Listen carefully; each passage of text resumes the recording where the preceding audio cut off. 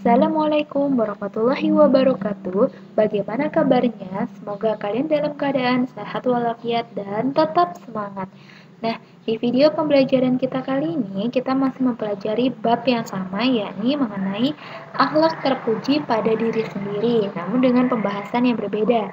Kalau di video sebelumnya kita sudah mempelajari mengenai tawakal dan ikhtiar, maka di video kali ini kita akan mempelajari mengenai sabar, syukur, dan qanaah.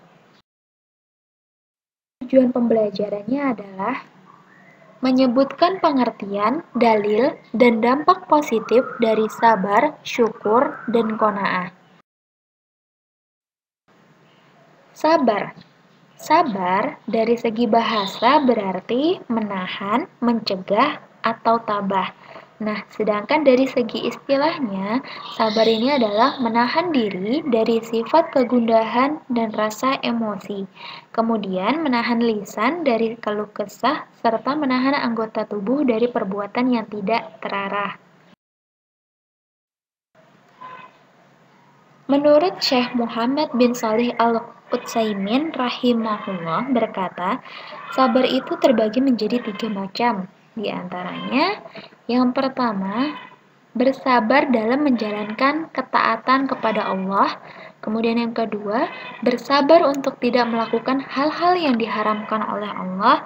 Kemudian yang ketiga, bersabar dalam menghadapi takdir-takdir Allah yang dialaminya, berupa berbagai hal yang menyakitkan dan gangguan yang timbul di luar kekuasaan manusia ataupun yang berasal dari orang lain. Nah, setiap muslim diperintahkan untuk bersabar di dalam kondisi yang pertama. Kita harus bersabar sebagai sebab meraih kemuliaan dan keselamatan. Jadi, sabar ini adalah sebab untuk bisa mendapatkan berbagai kebaikan dan menolak berbagai keburukan. Sesuai dalam firman Allah SWT dalam Quran Surah Al-Baqarah ayat 45 yang berbunyi, A'udzubillahi minasyaitonirrajim, Bismillahirrahmanirrahim, wasta'inu bis-sabri was-salat, wa innaha lakabiratun illa 'alal khashi'in. Yang artinya, jadikanlah sabar dan sholat sebagai penolongmu, dan sesungguhnya yang demikian itu sungguh berat kecuali bagi orang-orang yang khusyuk. Kemudian yang kedua, kita diharuskan untuk bersabar dalam kondisi ketaatan. Ketika kita dalam ketaatan, ini sesuai dengan firman Allah dalam Quran Surah Ali Imran ayat 200 yang berbunyi, A'udzubillahi minasyaitonirrajim, Ya ayyuhalladzina amanu asbiru wassabiru warabitu wattaqullaha la'allakum tuflihun. Yang artinya, hai orang-orang yang beriman, bersabarlah kamu dan kuatkanlah kesabaranmu dan tetaplah bersiap siaga di perbatasan negerimu dan bertakwalah kepada Allah supaya kamu beruntung. Dan yang ketiga, sabar dan kemenangan.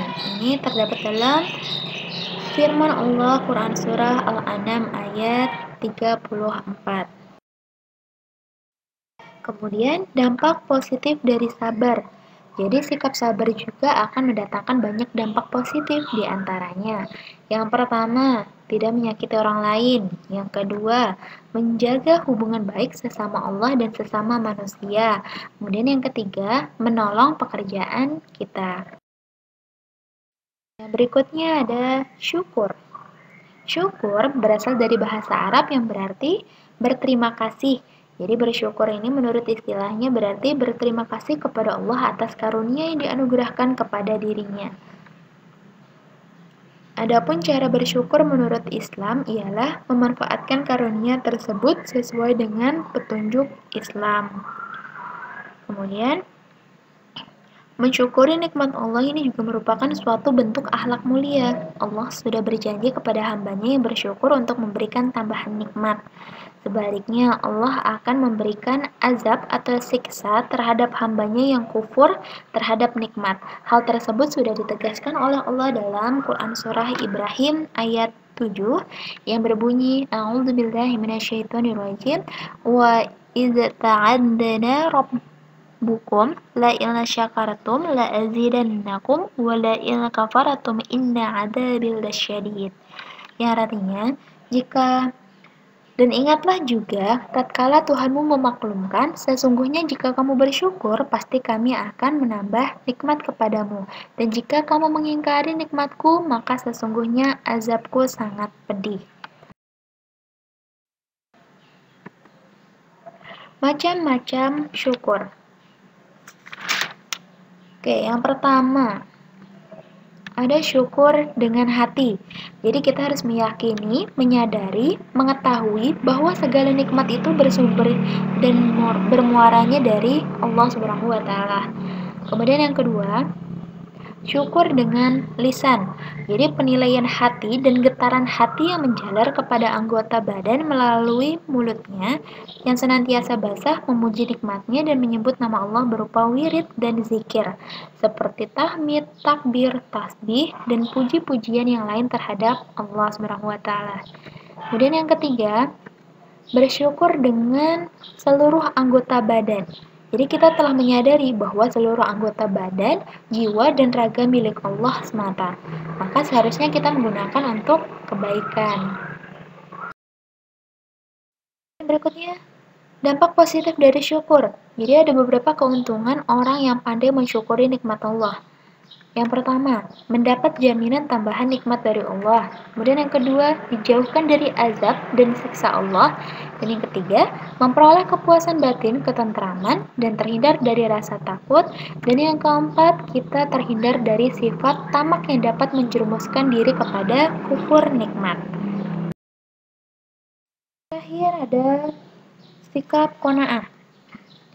Qanaah ini berasal dari bahasa Arab yang berarti rela dan suka menerima yang dibagikan kepadanya.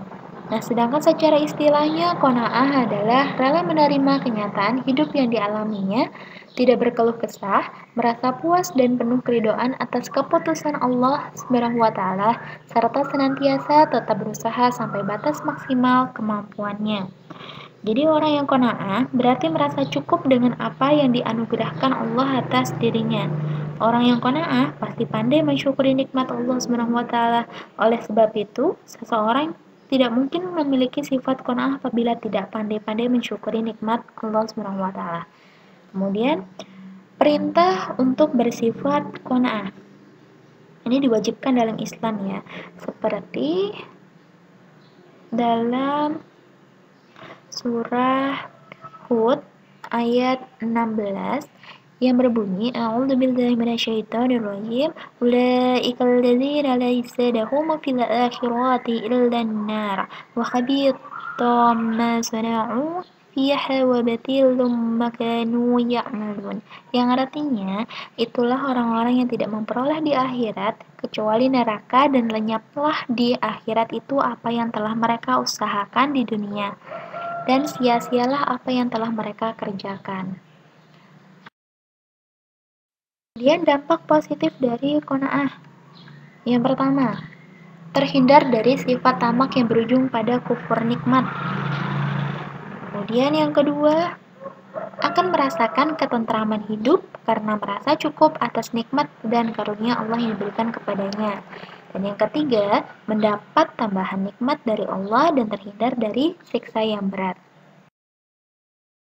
Demikian penjelasan yang dapat saya sampaikan, semoga dapat dipahami dan dapat bermanfaat. Tetap belajar di rumah dan jaga kesehatan. Wassalamualaikum warahmatullahi wabarakatuh.